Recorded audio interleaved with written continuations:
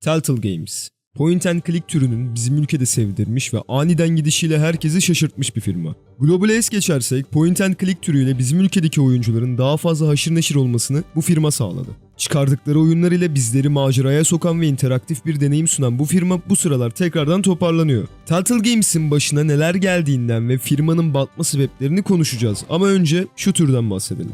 Point and click türü adından da anlaşılacağı üzere işaretleme ve tıklama üzerine kurulu bir oyun türü. Bu türün bizce en iyisi Grim Fandango. Grim Fandango'nun bizim ülkede değer görmemesi açıkçası beni hüzünlendiriyor. Aşırı iyi kara mizahı, eğlenceli hikayesi, karakterleri ve bulmacaları ile bu türün örnek gösterebilecek en iyi yapımlarından biri. Point and click seviyorsanız kesinlikle Grim Fandango'ya bakmalısınız. 98 yapımı olan bu oyun o dönemin birçok dergisinde yılın oyunu seçildi. Ben Grim Fandango ile çok geç tanıştım. Özellikle şöyle bir çocukluğuma bakınca evet macera oyunları vardı bizde hani zamanımızda fakat point and click türünde bir oyun yani hatırlamıyorum. Biz genellikle FPS, TPS, işte RTS türlerine falan alışkındık. Aranızda illa hani belki Tales of Monkey Island oynayan vardır ama ben denk düşmedim. Bu arada Grim Fandango ve Monkey Island'ı da LucasArts yaptı. Zaten şunu da demeden geçmeyelim. Sierra, Revolution, Westwood Studio, LucasArts ve Adventure Soft bu türün çıkmasında ve yapımında büyük rol oynamış firmalar. Lakin günümüze baktığımızda bu tür Telltale Games'in The Walking Dead ile tekrardan parlamıştı. The Walking Dead içeride yoğun duygularıyla olsun, bu türe yakışacak teması ve seçimlerin bizleri gerçekten zorlamasıyla alkışları büyük oranda topladı. Devamında Telltale Games'in aynı formül üzerinden birçok oyun çıkardı ve insanlar yavaş yavaş bu formülden sıkılmaya başladı. Walking Dead'in ilk sezonu herkese soralım, yani böyle dışarı çıksak herkese sorsak Walking Dead'in hani ilk sezonu nasıl desek bir başkaydı derler. Çünkü o formülün tadı ile böyle ilk defa tanışmıştık. Ama şimdi insanlar aynı yemeği tıka basa yemişler gibi ve artık bir yenilik bir şey getirin şu türe yeter lan diye çıldırıyorlar. Vallahi açık konuşalım, ben aynı formülü hani tekrar yemekten böyle çok fazla sıkılmadım. Çünkü hep şöyle düşünmüşüm, hani bu oyunları senede bir kere oynayacaksın. İşte senede bir sürü oyun çıkıyor. FPS, TPS, RTS olsun bilmem ne olsun falan filan. Hani bu tarz oyunu senede bir kere interaktif hikayesi olsun falan deneyimleyeceksin. Böyle tadımlık atacaksın kenara diye düşündüm. Ama yine de aslında bayağı kızgınım. Yani benim kızgınlığım genel kitlenin aksine ısıtıp önümüze aynı şeyin konulması değil, hani rezil ve boktan oyunlar çıkarması oldu. The Walking Dead serisi hani bana göre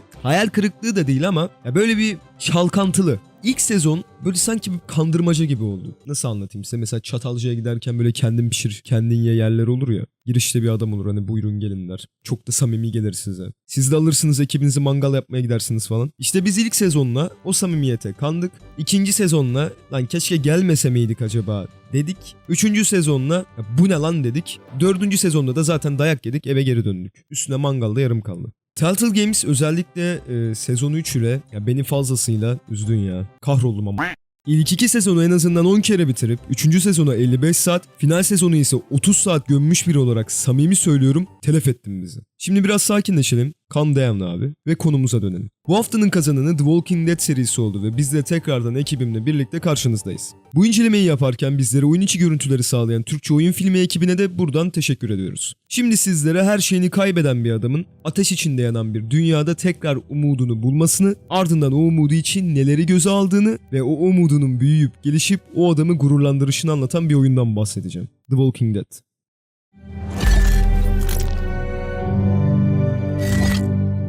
Ana karakterimiz Lee Everett işlediği bir cinayet sonucunda müebbet hapise mahkum olmuştur. Polis aracında başlayan yolculuğumuzda her şeyin artık bittiğini düşünen ana karakterimiz aslında onu bekleyen bambaşka bir maceradan habersizdir. Polis memuru kahi midir bilinmez fakat söylediği bir sözüyle bizleri nasıl bir maceranın beklediğini özetler. It goes to show, people will up and go mad when they believe their life is over. Devamında yolda ne olduğu belirsiz bir şeye çarpan araç şarampole yuvarlanır. Gözlerini aracın içinde açan Lee polis memurunu öldürmek zorunda kalır. Ve zombiler tarafından kovalanmaya başlar. Kaygıları gitgide artan ana karakterimiz kendine sığınacak bir ev bulur. Ardından Clementine adında bir kız çocuğuyla tanışır ve onu yanına alıp bu olaylar sakinleşene kadar onu koruyacağına söz verir. Şimdi oyunumuz seçimlere göre ilerlediği için temasında zombiler bulunsa da konu dallanıp budaklandığında mevzu insan ilişkilerine geliyor. Ve bu tema bu türe bu sayede cuk diye oturuyor. Seçimlerin önemli olması ve karşımızdaki karakterlerin ise gerçekçi hissettirmesi oyunun bize vermek istediği mesajı veya mesajları gayet net, sağlam ve akıcı bir şekilde vermesine olanak sağlıyor. Seçimlere bağlı hikayenin değişmesi ise verdiğiniz her seçimin sizleri ileride farklı bir durumla karşı karşıya kalmasını sağlıyor. Yani ne söz söylediyseniz dönüp dolaşıp size geliyor ve yanlış karar verdiyseniz o kararın altında sanki ezilmişsiniz gibi hissediyorsunuz. Ve oyunun bunu başarması aslında bizi hikayeye çok iyi bir şekilde soktuğunu güzel gösteriyor. Hikayemizin devamında Kenny ve ailesiyle tanışıp yolumuz Macon kasabasına düşüyor. Burada bir grup ile tanışan karakterlerimiz ortamın gerginliğini hızlıca atlattıktan sonra gruba entegre oluyorlar ve grup ile birlikte hareket etmeye başlıyorlar. Şimdi oyun çiftlik sahnesinde Herschel Green'li ve eczanenin olduğu kısımlarda Glenn karakterini göstermesi hem çizgi romanı hem de dizi izleyenler için böyle güzel göz kırpıyor. Akabinde oyunun bu kısmında atmosferinden de bahsetmek istiyorum. Grup ile girdiğimiz münasebet sonrası ortama hızlıca ayak uydurmak ve gruptaki insanları tanımak bizleri sanki böyle o grubun içinde bir birey gibi hissetmemizi sağlıyor. Atmosferin gerçekçi hissettirmesi ve karakterlerin mimikleriyle beraber seslerin mükemmel bir sentez sağlıyor ve devamında o gerçekçi atmosferde şimdi ne yapacağız? Bu ilaçlara nasıl ulaşacağız ve dışarıdaki zombilerden nasıl kurtulacağız diye sorular sormaya başlıyoruz. Şimdi şu an güzel güzel ilerliyoruz fakat burada bence eksi bir taraf var. Bulunduğumuz eczane Lee'nin ailesinin sahip olduğu eczane ve oyun bunu bize yavaş yavaş aktarıyor. Hatta Lee'nin böyle kardeşini öldürdüğü bir sahnede baya dramatik bir havada oluyor ama bu sahneleri bence çok yanlış işlemişler. Ben olsaydım flashbackleriyle daha dramatik bir hava yaratabilirdim. Sadece ekstradan birkaç sahne ve diyalog ile Lee'nin hikayesiyle birlikte bu eczane sahneleri bize daha akıcı ve daha bambaşka bir şekilde aktarılabilirdi. Neyse, hikayenin devamında üstümüzdeki katil etiketi, biliyorsunuz Lee aslında bir mahkum cinayet işlediği için. Bu katil etiketi bazı insanlar tarafından fark ediliyor ve bu etiketle birlikte acaba neler olacak diye düşünürken oyunumuzun ilk episodu da burada bitiyor. İkinci episod ile gruba yeni kişilerin eklendiğini ve Lily karakteriyle birlikte Ken arasında oyunun bizi yavaştan bir taraf seçmeye ittiğini görüyoruz. Grubumuz aç ve avladığımız hayvanları bizlerden önce zombiler bulup tüketiyor. Oyun burada kıyamet sonrası dünya kardeş. Sen Left 4 Dead 2'de çatır çatır zombi kesmiş olabilirsin ama burada yemek su bulmak zorundasın deyip bizi tekrardan gerçekçi bir hikaye anlattığına inandırıyor. Devamında çiftlik sahibi iki kardeş bizleri buluyor, gözlerimizi birkaç parça bazlama ile boyuyor ve sonra arkadaşımızın bacaklarını bizlere akşam yemeğinde sunuyorlar. İkinci episodda seçimlerin zorluğunu ele almak istiyorum. İlk episodda Herschel'ın çiftliğindeki seçim ile Herschel ve biliyorsunuz Ken'in oğlunun arasında kalmıştık.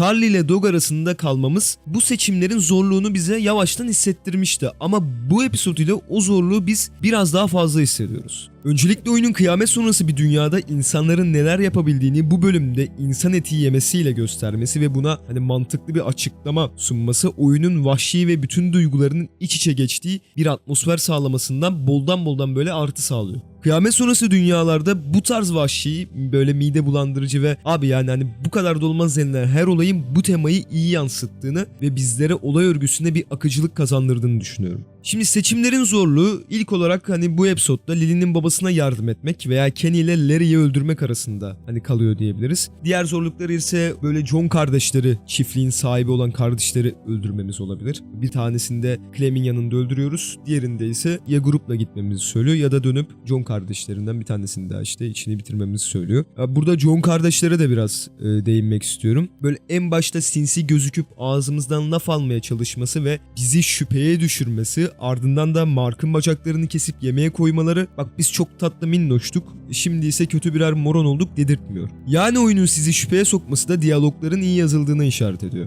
Devamında ise boktan olaylar silsilesini atlatan grubumuzun karşısına bir umut çıkıyor. Bagajı erzak dolu bir araba. Burada ise oyun o erzakları alıp almamız konusunda bizlere söz hakkı tanıyor. Oyun burada doğru ne kadar doğru ve yanlış aslında ne kadar yanlış gibisinden bize ince bir çizgi gösteriyor. Şimdi burada aslında vicdanımız da fazlasıyla titriyor çünkü dolu bir bagaj erzak ağza çalınan bir bal gibi dursa da bu kadar erzağın bir bagajda şans eseri durmasının mantıksız olduğunu da düşündürüyor. Bunların ya sahibi varsa ama ya yoksa grubun buna ihtiyacı var. Yine de başka insanlar zor durumda kalırsa diye düşünüyoruz. Tercihimiz ne olursa olsun grubumuz bu erzakları alıyor ve onlara kızamıyoruz. Biz almasak bile sadece vicdanımızı rahatlatıyoruz. Episode 3 ile grubun haydutlarla başının belada olmasını ve grubun parçalanmaya da oldukça yakın olduğuna şahit oluyoruz. Lily babasının ölümüyle birlikte gruptaki bir hırsız ile aklını kaybedecek duruma gelirken Kenny ise artık moteli terk etmemiz konusunda ısrarcı bir tutum sergiliyor. Hırsızın çaldığı eşyaları ortaya çıkaran Lee devamında haydutların saldırısıyla grup ile birlikte moteli terk ediyor ve Lily bazı şüphelerinden ötürü Carly'yi vuruyor. Tabi bu da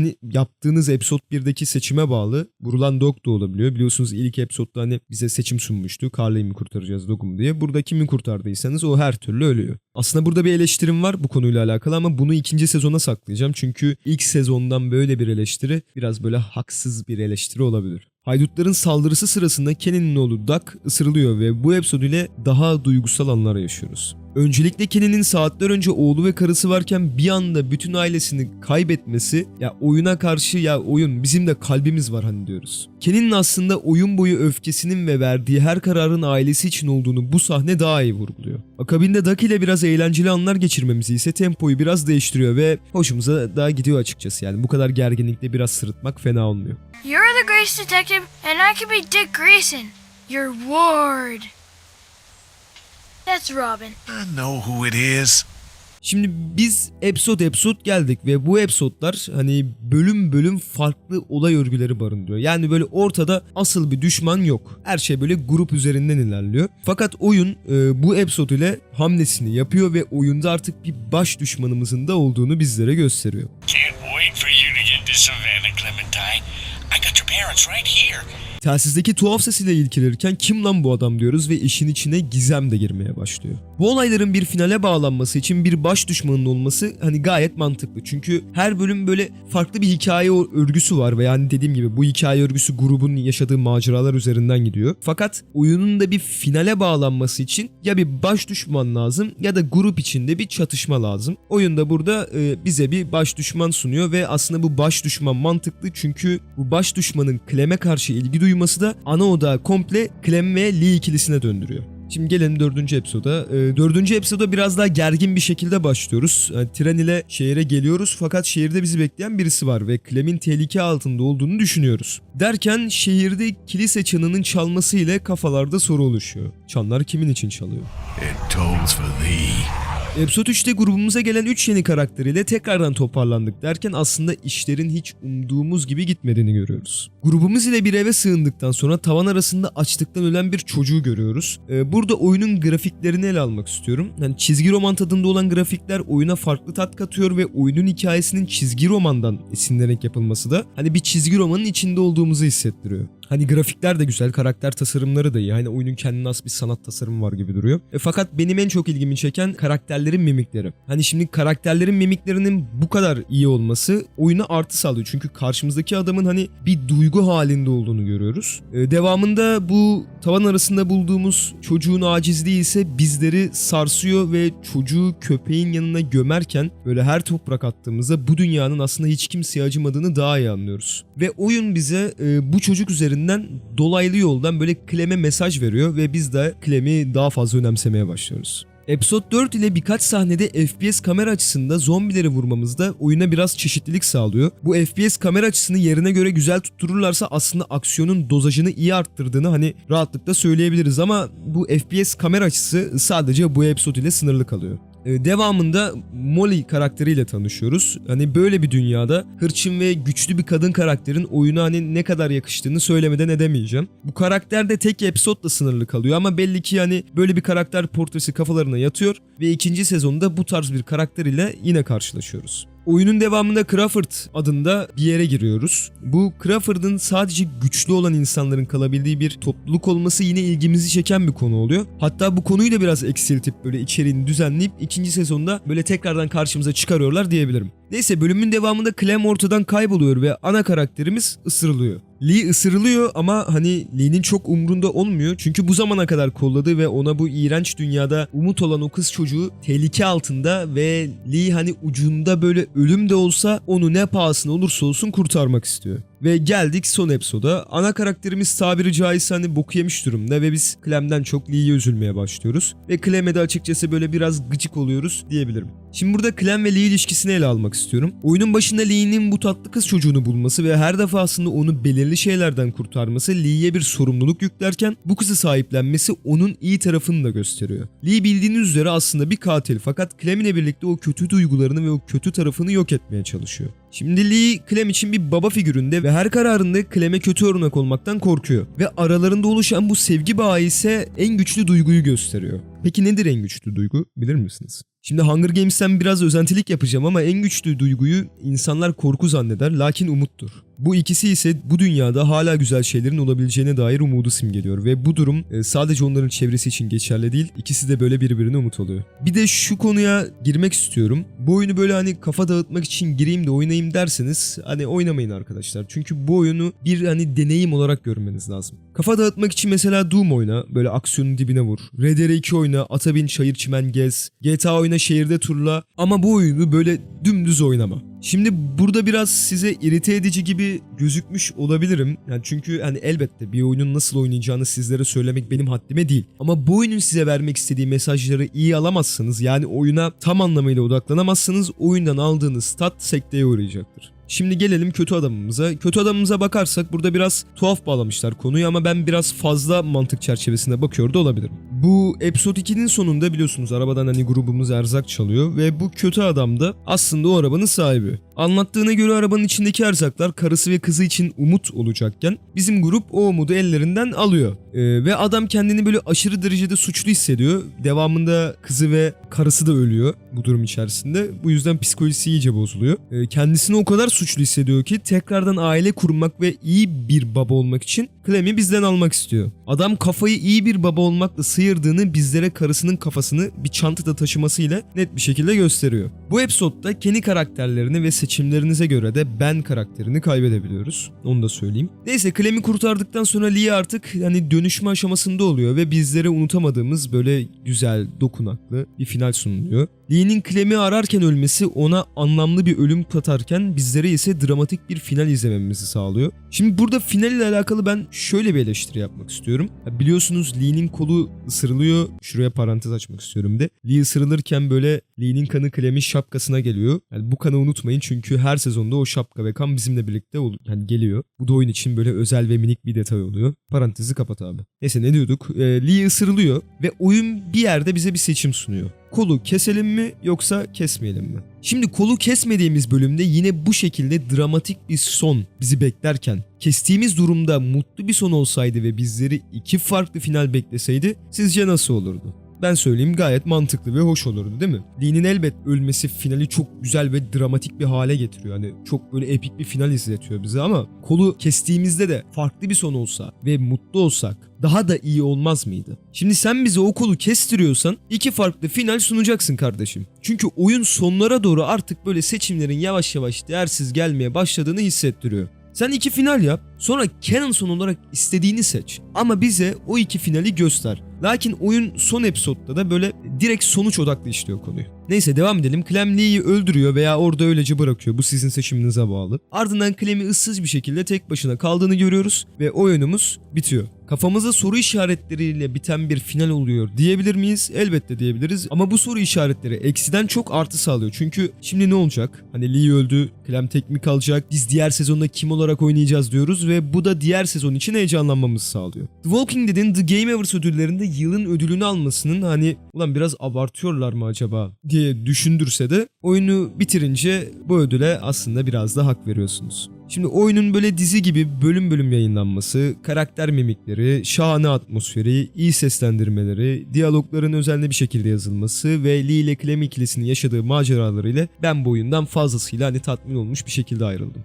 Birinci sezona kişisel puanımı kullanmak istiyorum ve 75 FPS veriyorum. Bu oyun gerçekten bana güzel duygular tattırdı ve monitörün başına beni kitlemeyi başardı. Devamında vurucu finaliyle beni yıkıp geçti. Aradan çok zaman geçmesine rağmen final artık böyle sönük hissettirse de çünkü hani 10.000 kere gördük finali artık. Hani sahneye karşı nötrleştik, bir şey hissetmiyoruz. Ama genel olarak oyun hala keyif veriyor. Şimdi geldik ikinci sezona. Oyuna başladığımızda Lee'nin yaptığı fedakarlığın aslında boşa gitmediğini, Clem'in Krista ve Omid'i bulduğunu görüyoruz. İkiliyle tatlı tatlı muhabbet yaparken hayduta benzer bir kadın Omid'i vuruyor ve bu sahneyle birlikte bizleri yine hüzünlü ve draması bol bir hikayenin beklediğini anlıyoruz. Aradan 16 aylık bir zaman atlamasıyla Clem ile Krista'yı görüyoruz. Böyle bir kamp ateşinde böyle tavşan tarzı bir şey pişiriyorlar. Fakat kampın olduğu yere haydutlar basıyor. Clem ve Krista yolda ayrılıyor ve Clem'in yolu yeni bir grup ile kesişiyor. Şimdi oyuna başlarken en büyük soru işareti ana karakterimizin Clem olması. Burada mesele ne, yani bir çocuğu mu oynayacağızdan ziyade hani bir çocuk bu tarz bir dünyada yaptığı böyle söylemleri ne kadar etkili olabilir? Yani soru işareti seçimlerimizin ne kadar etkili olacağı. Sonuçta bir çocuğu oynuyoruz.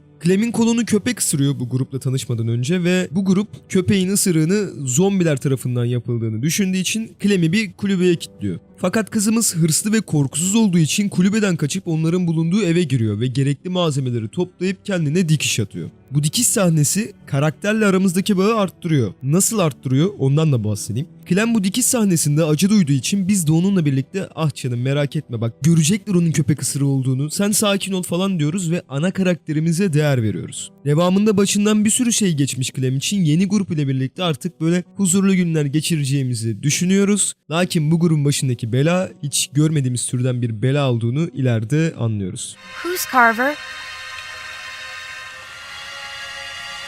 Gruptaki insanların konuşmalarından Carver ismini duyuyoruz. Carver'ın ismini duysak da pek anlam veremiyoruz. Derken Nick ve Pete ile ava çıkıyoruz. Avlandığımız sırada Krista ile bizlere peşkeş çeken haydutların öldürüldüğünü görüyoruz. Pete ısırılıyor ve devamında burada birinci episod sona eriyor.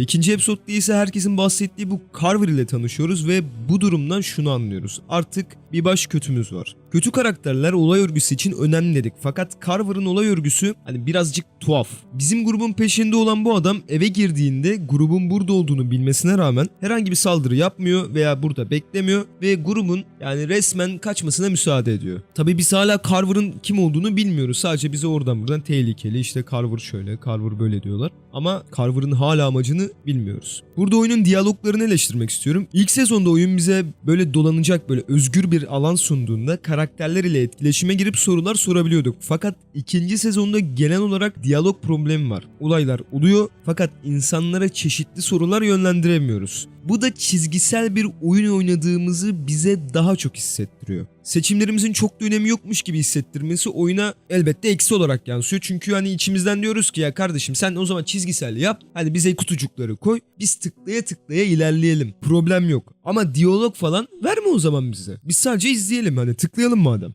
Neyse, grup ile yola devam ederken geçmişten bir adam ile tanışıyoruz ve açıkçası biraz hüzünleniyoruz. Kenny.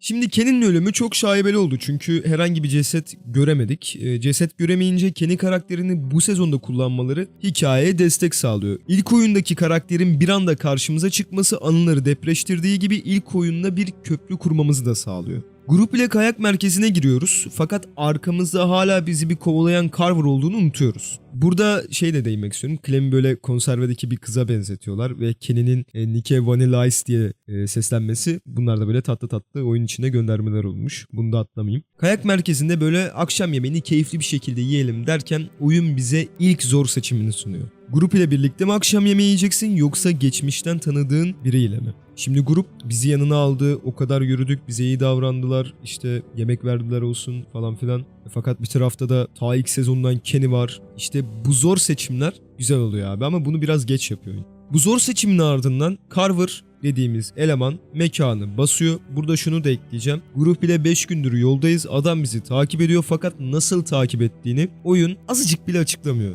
Sanki Wolverine adam böyle koklaya koklaya buluyor bizi. Neyse, Carver mekanı bastıktan sonra böyle alayımızı topluyor.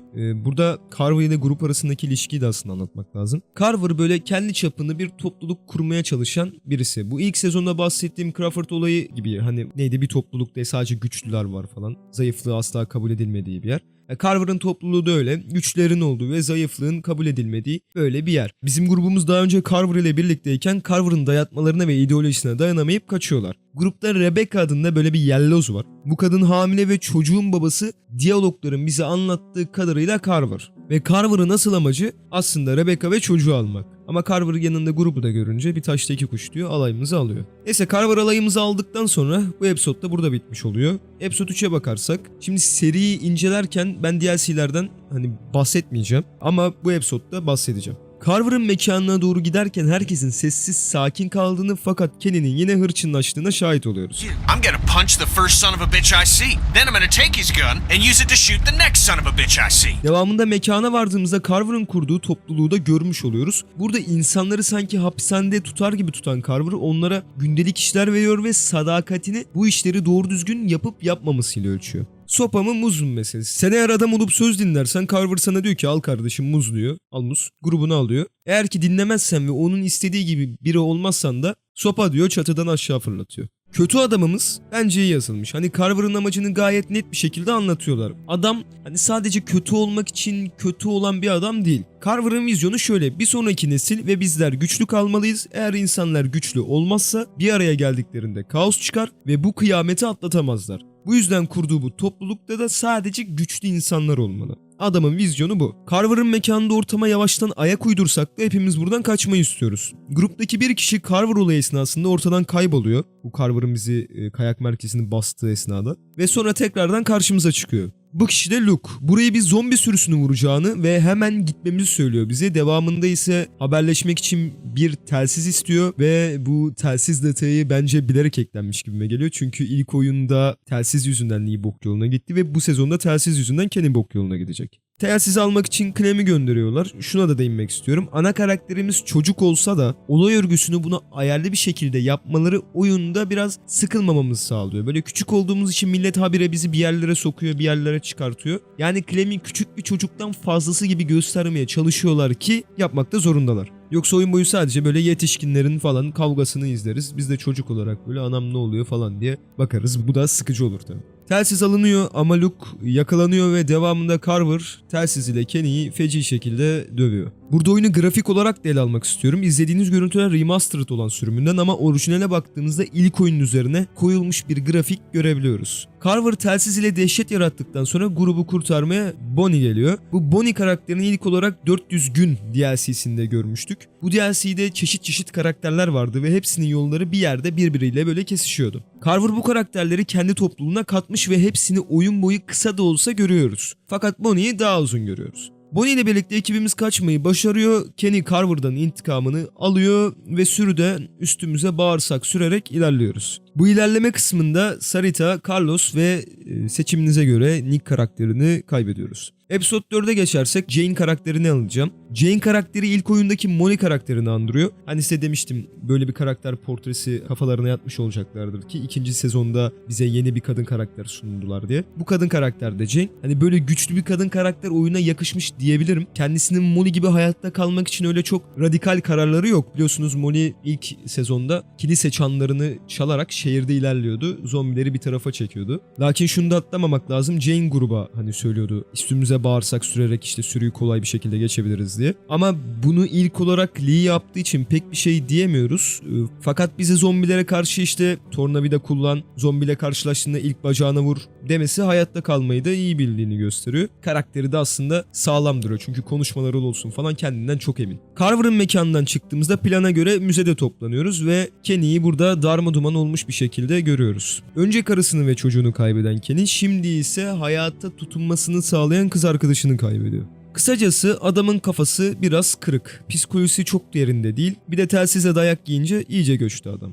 Jane ile birlikte gruptan geriye kalanları arıyoruz. Burada hemen şu konuya değineceğim. İlk sezonda eleştiremediğim bir konu vardı. Bu Carly ve Doug arasında kalınca hani ikisinin de ölmesi. Şimdi bu sezonda eleştiri yapmak istiyorum. Abi bizim kurtarmayı seçtiğimiz herhangi birisi neden hep ileride ölüyor? Nick karakterini Episode 2'de kurtarabilirsiniz. Ama bu bölümde ölmüş olarak karşımıza çıkıyor. Ya bu bence çok salakça bir durum. Eğer ben birini kurtarabiliyorsam onu oyunun sonuna kadar göreyim abicim. Veya gruptan ayrılsın gitsin, ölüşünü görmeyeyim. Burada Nick yaşasa ne olur, yaşamasa ne olur diyenler. Nick lütfen yaşasın Allah aşkına. Ne olur Nick'i yaşatın lütfen muhabbeti yapmıyorum. Sadece seçimlerimizin ne kadar dandik, yani ne kadar saçma olduğundan bahsetmeye çalışıyorum. Neyse Jade ile gruptan ayrı kalanları toplayıp alıyoruz. Rebecca hamile ve doğumuna az kaldığı için bebeği doğuracak güzel de bir yer arıyoruz. O yeri ararken karşımıza Arvo diye bir Rus çıkıyor. Çocuk adam Arvo. Bu Arvo'da bazı ilaçlar var ve grubumuzun da aslında bu ilaçlara ihtiyacı var. Burada oyun bize Arvo'dan ilaçları alıp almamızı soruyor ama bakın yani o kadar asap bozucu ki.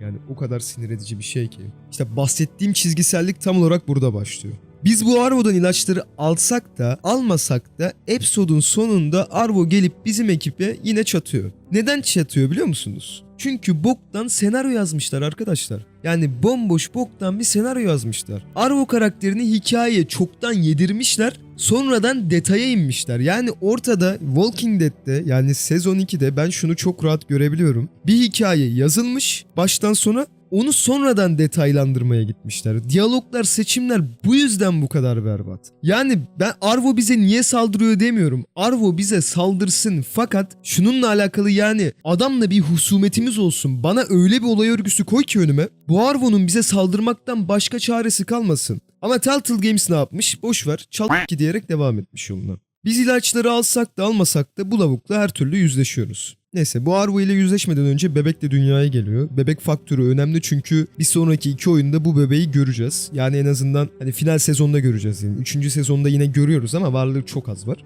Bu Rus kardeşimiz ile savaşa girdikten sonra son episoda giriş yapıyoruz. Şimdi son episoda direkt olarak eleştiri yapacağım. Arvo karakterini ekibin diğer üyeleri nedense önemsiyor. Aman ya bırakın o daha çocuk falan diye. Kenny de bu Arvo'ya kötü davranıyor haklı olarak. Ama mantık veremediğim nokta bu Arvo karakterini millet niye önemsiyor? Ulan sanki çocuk hani iyilik perisi ya çocuk işte herhangi bir şey yapmamış, sanki o kadar şeyin sebebi o değilmiş gibi millet önemsiyor. Buradaki olay da Kenny'yi kötü göstermeye çalışıyor oyun. İşte kötü senaryo yazılımı. Neyse kamp ateşi yakıp Akdeniz akşamları eşliğinde rum içip biraz karakterleri tanıyoruz derken şak Luke ölüyor. Duruma göre Bonnie ölüyor. Arvo bizi omzumuzdan vuruyor. Devamında grupta sadece Jane, Kenny, Alvin Jr. ve biz kalıyoruz. Jane karakterini finalde biraz daha iyi anlıyoruz. Jane aslında insanlara önem vermek istemeyen birisi. Çünkü insanlara önem verince, onları kaybedince böyle ruhen çökmüş oluyorsun. Bu yüzden yalnız takılmayı seven bir karakter. Kenny ise her şeyini kaybediyor. Akıl sağlığı da buna dahil. Ve Alvin ile tekrardan bir umut buluyor. Şimdi hikayenin devamında Jane ile Kenny kavgaya tutuşuyor ve sebebi gerçekten boktan ve anlamsız. Oyun bize Jane'in çocuğu öldürdüğünü söylüyor. Yani öyle göstermeye çalışıyor. Kenny de doğal olarak sinirleniyor.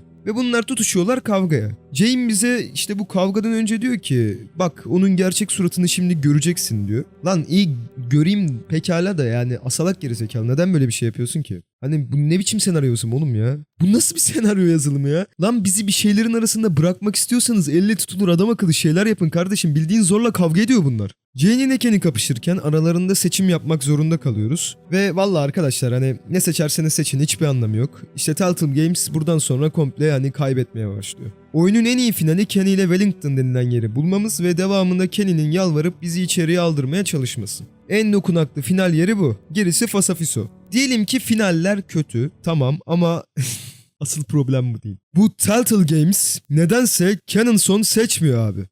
Seçmiyor. Ulan o kadar seçim yapıyoruz. Sezon boyu o kadar ilerliyorum. Ama canon son olarak bir final seç artık ya. Seç lan. İlk oyunda yapmadın eyvallah ama ikinci oyunda yapsana oğlum madem bir oyun serisi yapacaksın. Ve bu serinin sözde hikayesi sözde seçimler belirleyecek. Sen benim tüm seçimlerimi 3. oyun ile yok sayıyorsun birader. O zaman ben ne yapayım bu oynadığım 2. sezon oyununu komple? Çevirip mi sokayım? Finalde ya Kenny ile Wellington'a gidiyoruz ya da Jade ile Carver'ın mekanına geri dönüyoruz. Ya da tek başımıza bebek ile birlikte kalıyoruz ve bunların hiçbir önemi yok çünkü sezon 3 geldiğinde bizim bütün seçimlerimizin 5 dakikada folloş olduğunu görüyoruz. Kenny ile kaldığımızda 3. sezonda Kenny arabanın camından fırlayıp zombiler tarafından öldürülüyor. Jade ise hamile olduğu için kendini asıyor.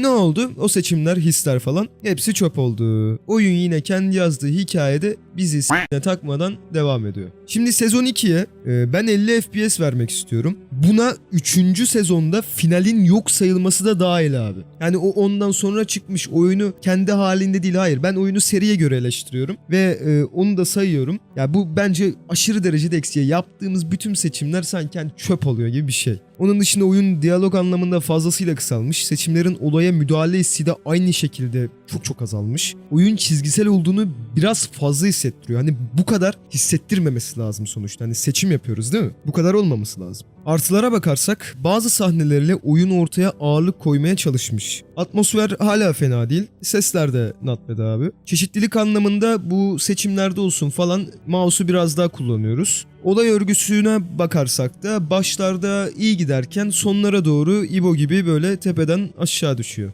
İlk oyuna göre bir basamak oluyor desem bu oyun, hani yalan söylemiş olurum. Bence duygu anlamında ilk oyuna sadece yetişmeye çalışıyor ama fazlasını başaramıyor. Ben hikayeyi ilk sezona göre daha az böyle detay vererek anlattım. Bunu neden söylüyorum? 3. oyun hikayesinde fazla böyle detaya girmeden eleştirerek devam edeceğim. Şimdi gelelim 3. sezona. Allah'ım tam bir fiyasko ya. Of. Oyunumuzun başında Latin bir ailenin yaşadığı olayları görüyoruz. Tam bir kaos hakim abi etrafa. Bu oyundaki ana karakterimiz Javi. Javi yengesi ve 2 yeğeniyle birlikte bu kıyamette hayatta kalmaya çalışıyor. Derken haydutlarla başı belaya giriyor. Clem'i büyümüş bir şekilde görüp biraz gözyaşı döküyoruz. Birazcık.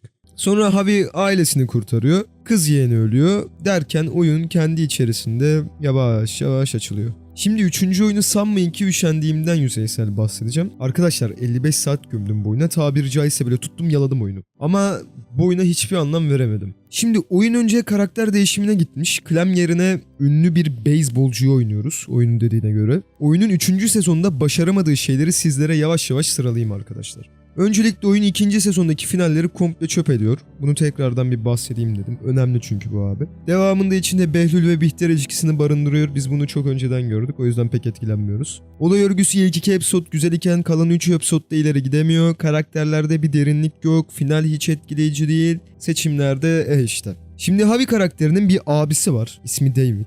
Kendisi asabi bir karakter, böyle asker. Oyunun en güzel yanlarından biri bu David'i bize öldü diye yutturup sonra bir anda ölmedim ki dayı diye karşımıza çıkarması. Bir bu güzel. Onun dışında oyunda Jesus karakterini de görüyoruz. Atletik falan hoş. Bu diziyi veya çizgi romanları yine takip edenler bilir. Ama o da çok çabuk kayboluyor. Gerçi kaybolmuyor. Finalde tekrar geliyor ama yani çok umurumuzda değil ya. Hikayemizde amacımız şu. New Frontier diye bir kasaba var. Burayı 4 kişi yönetiyor. Yönetenlerden biri abimiz ve bu kasabada bazı böyle abidik gubidik olaylar oluyor. Yani New Frontier'daki silahlı adamlardan birisi bizim yeğeni öldürüyor. Yeğen de aslında David'in kızı. David de bu işin peşine düşüyor ve bu işin peşine düşerken çok başka şeyler öğreniyor. Aslında New Frontier yönetenlerden birisi diğerlerinden habersiz böyle başka kasabalara saldırmalarını emrediyor ve oradaki malları araklayıp kendi toplulukları için kullanıyor. Vallahi oyunun amacı gerçekten önemsiz arkadaşlar. New Frontier kasabasını 2 kişi bir de 3 atlı ile kurtarmaya çalışıyoruz. Böyle wallpaper'lara baktığımızda bir direniş örgütü kuracağız gibi gözüküyordu. Lakin o da olmuyor oyunda. Clem'in oyundaki yerinden bahsedeyim birazcık da. Bu Lee Clem ikilisinden oyun şimdi de Alvin Jr. ve Clem ikilisi yapmaya çalışıyor. Clem işte eskiden bu New Frontier'cılara katılmış. Ama sonra bunu atmışlar. Alvin de işte ölüyor diye Alvin'i de Clem'in elinden almışlar. Clem de işte bu yüzden bizimle takılıyor. Alvin Jr.'ı bulmak için.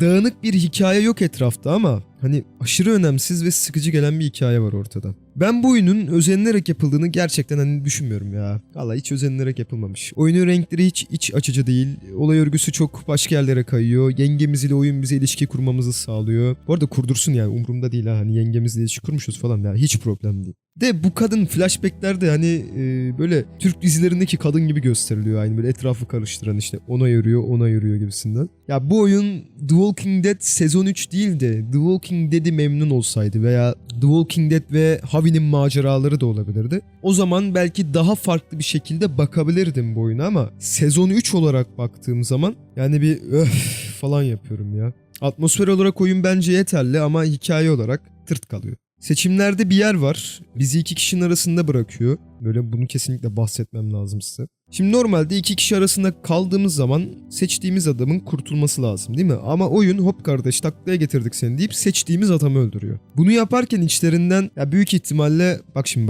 bak nasıl kandıracağım bak. Seçtiği adamı öldürtüreceğim bak nasıl olacak bak görürsünüz şimdi bak. Bir anda çok şaşıracak falan demiş olsalar gerek. Fakat ben söyleyeyim yani Telltale Games çalışanları bile değil. Vurucu falan da olmadı. Gerekirse bütün kasaba havaya uçsun. Kasabayla birlikte biz de havaya uçalım. Umurumda değil çünkü karakterleri umursamıyoruz. İkisi de ölsün yani çok da Oyunun finali de vurucu değil. Olayların sonunda hadi kapattık dükkanı öbür sezonda görüşürüz diyor. Ya seriye bildiğin hani yakışmayan bir oyun olmuş. Artılara bakarsak oyunun bu ikinci sezonda eleştirdiğim bir konuda artı sağlamışlar. Conrad diye bir karakter var oyunda. Kendisi çok önemli bir karakter değil. Zaten ben bundan bahsettim. Karakterin önemli bir kişi olması da değil. Hani seçimlerimize göre finale kadar bu karakteri yanımızda götürebiliyoruz. Önemli olan bu. Yani seçim olarak güzel. Onun dışında artı olarak flashbackler var. Hikayeyi derinleştirmek için güzel bir yöntem ama ulan ya derinleştirilmiyor yani. Bir hikaye yazdığında özellikle oyun hikaye olarak ön plandaysa o hikayeyi şöyle sağlam bir temele oturtman lazım.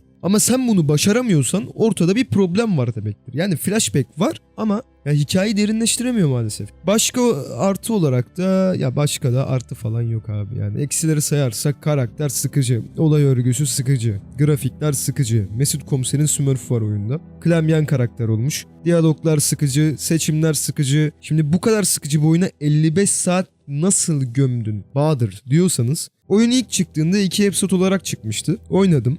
Sonra diğer episodlar çıksın diye bekledim. Diğer episodların hepsi komple çıkınca oyunu baştan başladım bitirdim. Sonra dedim ben bir şey anlamadım bu oyundan. Öbür ay tekrar geleyim dedim. Bir daha oynadım bitirdim. Final sezon duyurulunca seriye tekrar en baştan başladım sezon 1'den. Bitire geldim böyle. Yine bitirdim sezon 3'ü. Helal lan sana. Ha? En sonunda bir de yengenize seriyi baştan sona oynatmıştım. O anda da dolaylı yoldan bitirmiş oldum. Sonra bunlar toplandı bana 55 saat olarak geri döndü. Yani vallahi yazık etmişim ya. Puan verirsek arkadaşlar Any Frontier'a ben 10 FPS veriyorum. Artıları, eksileri umurumda değil abi. Ben bu oyunu oynamanızı önermiyorum. 10 FPS bilmeyenler olabilir. Bizim kişisel puanımız. Oynamanızı önermediğim oyunlara verdiğim puan. Artısı, eksisi çok yani mühim değil. Ben bu oyunu oynamanızı önermiyorum. Gerçekten yani es geçin bu oyunu. Kendi başına ortalama bir oyun olabilir ama seriye baktığında vasat bir oyun olarak kalıyor.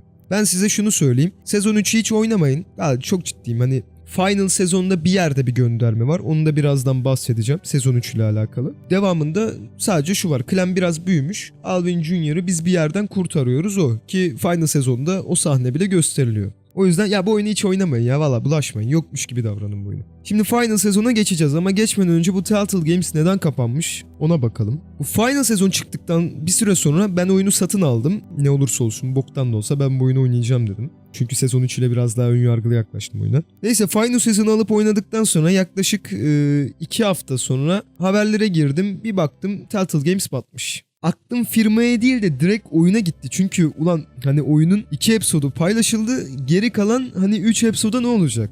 Hani oyunu iade de edemiyorum. Oturdum böyle ekrana boş boş bakıyorum. Çünkü o zaman Düzce'de üniversite okuyordum o zaman hatırlıyorum.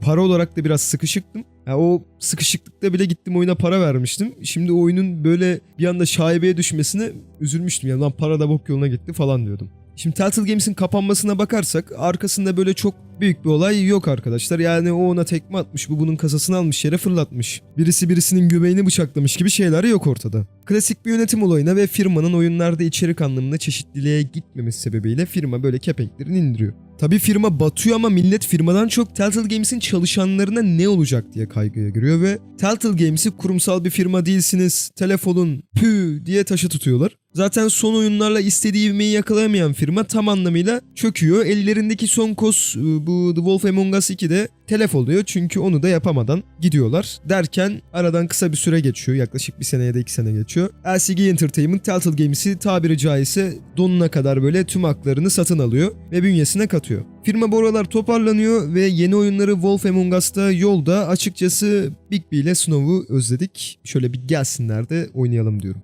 Şimdi gelelim final sezona.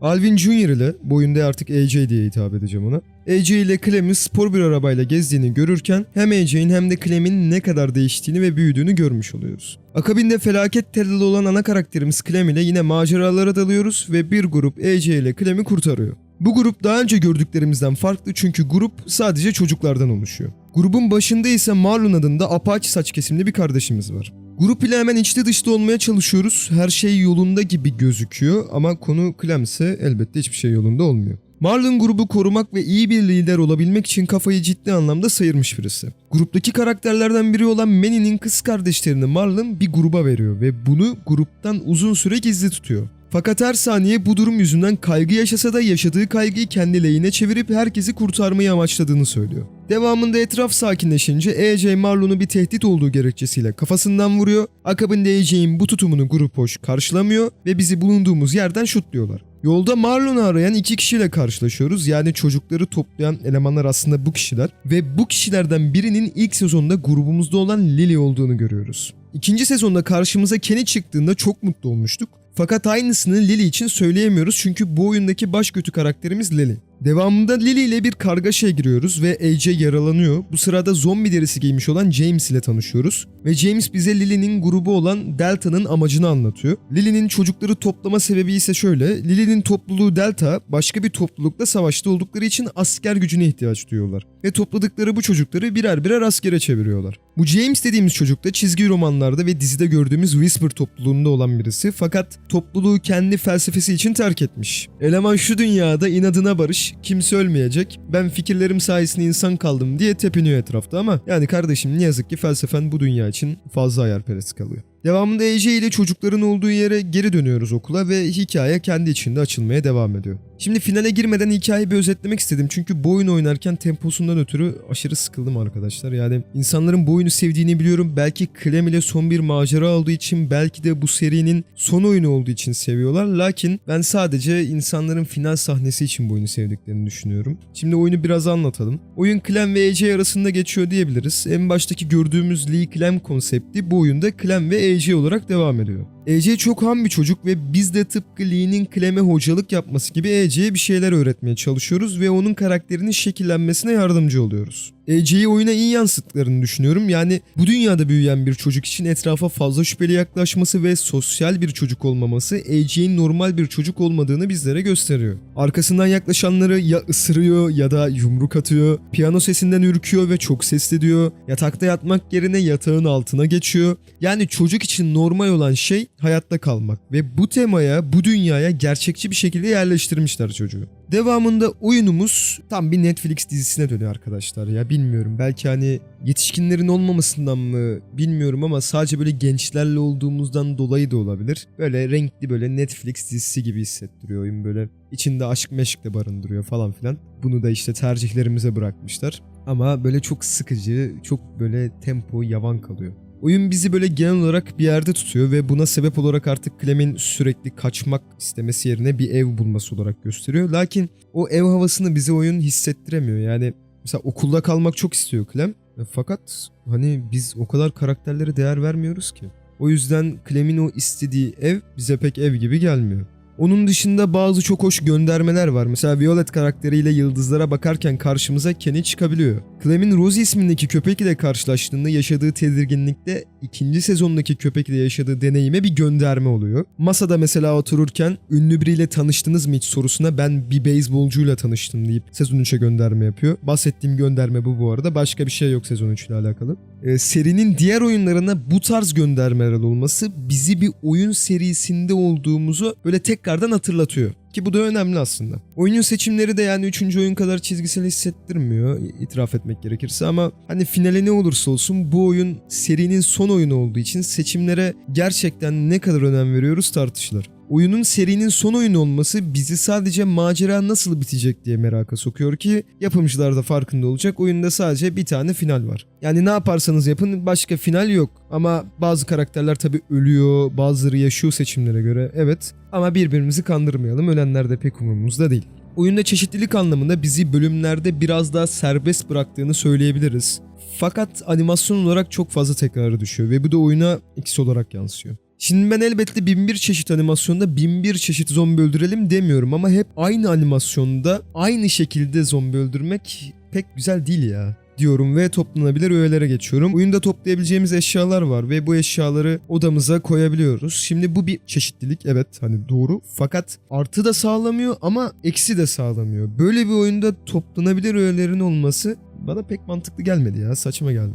Onun dışında Lee ile yine bir flashback'imiz oluyor. Bu flashback'te Clem'e yine küçük bir çocuk olması dikkatimi çekti ve Lee'nin Clem'e dönüp de hep treni seçiyorsun demesi de dikkat çekici. Çünkü bu konuşmadan Clem'in aslında bol bol Lee ile böyle rüyalarında sohbet ettiğini anlayabiliyoruz. Yani Lee hala Clem'e bir şeyler öğretmeye çalışıyor. Grafiklere bakacak olursak grafikler özellikle 3. sezona göre çok çok daha iyi. Renkler şahane, kamera açıları gerçekten güzel, mimikler iyi, karşımızdaki adamın bir duygu hali içerisinde olduğunu anlayabiliyoruz. Onun dışında bazı yerlerde oyun karakterlere yakınlaşırken arka tarafı böyle blurlaştırıyor. Bu sayede o karaktere daha iyi odaklanıyoruz, mimiklerine daha iyi odaklanıyoruz ve yaşadığı duygu halini bize daha iyi yansıtıyor. Onun sanat tasarımı da gayet iyi. Mekan tasarımları da yani güzel ama pek mekanda da bulunmuyoruz. Oyun hani bir ormanda, bir okulda, bir de gemide geçtiği için bu kısma çok böyle sağlıklı yorum yapamıyorum. Serinin bütün oyunlarında mekan olarak daha farklı yerlere giderken, böyle daha çeşitli yerlere giderken burada biraz da hani kısıtlı kalıyoruz diyebilirim.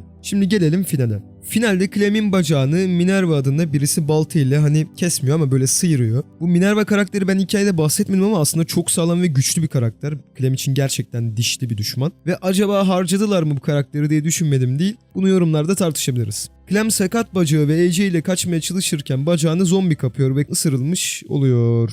Devamında AJ ile birlikte bir çiftlik evine sığınıyoruz ve AJ ile Clem konuşurken biz bu sahneyi bir yerden hatırlıyoruz diyoruz. Clem'in Lee ile yaşadığı hisleri bu sefer AJ Clem ile birlikte yaşıyor. Açıkçası gerçekten dokunaklı ve özel bir sahne bu. Serinin finali için yeterli ve iyi diyebiliriz yani. Clem Lee'yi kurtaramamıştı fakat AJ son hamlesini yapıp Clem'i kurtarıyor ve yaşadığımız hisler daha da dokunaklı hale geliyor. Hikayede Clem sonunda istediğine ulaşıyor, bir evi oluyor, insanlar mutlu, herkes böyle şahane ve oyun sondaki şapka göndermesiyle bitiyor.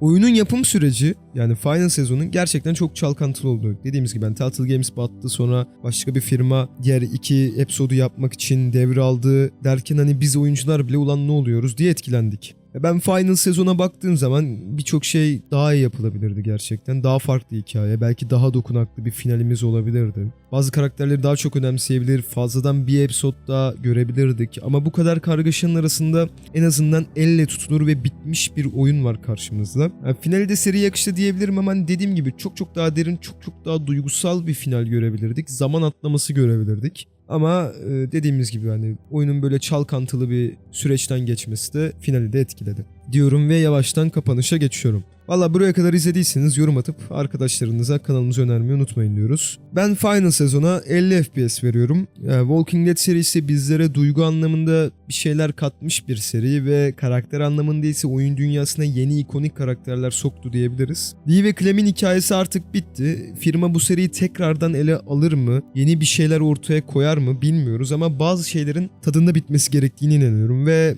bence böyle kalmalı yani. Onun dışında seriye karşı hani saygı duyuyorum. Çünkü bitti yani abi. Hani ne olursa olsun öyle ya da böyle seri 4 oyunda bitti. Ben hani biten seriye iyi veya kötü gerçekten saygı duyuyorum. İncelememizin de sonuna geldik. Açıkçası benim için de çok farklı bir inceleme oldu. Toplamda 4 oyunu bir videoda eleştirdik. Yani ekip olarak biz böyle uzun içerikler yapmak istiyoruz. Bu videoya gelen geri dönüşler doğrultusunda hani neler yapacağımızı kararlaştıracağız. Yani buraya kadar izlediyseniz, bizleri desteklemek istiyorsanız ve bu tarz içeriklerin daha fazla gelmesini istiyorsanız abone olup videoyu beğenmeyi ve The Walking Dead serisiyle ilgili görüşlerinizi yorum olarak belirtmeyi unutmayın. Ha bu arada Discord sunucumuza gelip Walking Dead serisiyle ilgili oyun muhabbetleri yapabilir. Başka bir incelemede sizlerle tekrardan görüşmek dileğiyle. O zamana kadar sizlere take us back diyorum.